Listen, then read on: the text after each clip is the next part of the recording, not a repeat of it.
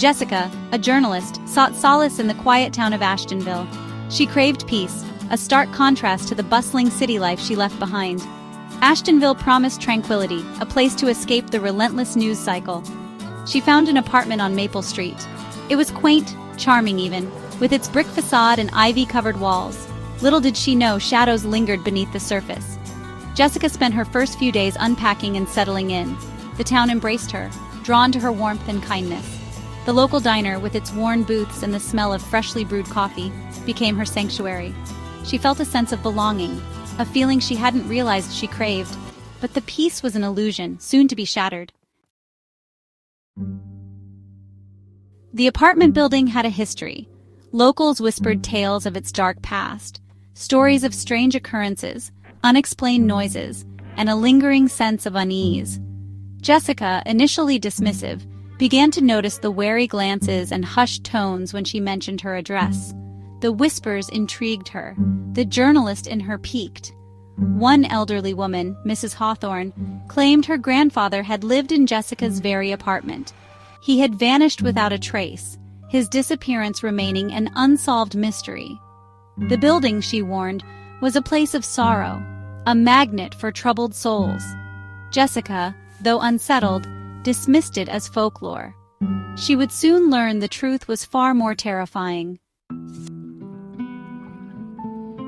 The air grew heavy, the silence oppressive. A cold, pressing sensation followed Jessica, a constant companion in the apartment's dimly lit rooms. Then came the whispers, faint at first, like the rustling of leaves outside her window. But they grew louder, more insistent, pronouncements of fear and despair echoing through the empty halls. Objects moved on their own, furniture rearranged overnight. Books vanished from shelves, only to reappear days later in strange, unsettling positions. Jessica's sleep offered no escape, plagued by nightmares of shadowy figures and chilling screams. She chalked it up to stress, to the solitude of her new life. But deep down, a seed of doubt had been planted.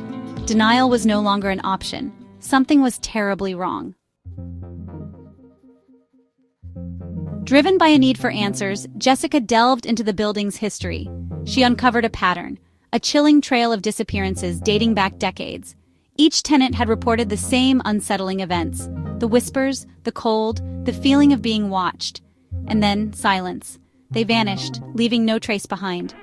Among the names, one stood out: Richard Hawthorne, the missing grandfather of the woman from the diner. His story mirrored the others, his disappearance shrouded in mystery. Jessica felt a chill run down her spine. She was not alone in this building, and she was running out of time. One evening, as shadows stretched across her apartment, Jessica noticed something in the mirror.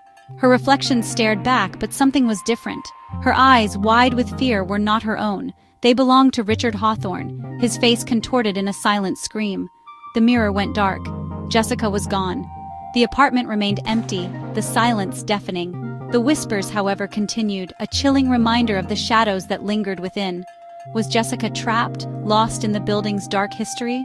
Or had she become another victim, her fate forever entwined with the whispers of Maple Street? Some questions, perhaps, are best left unanswered.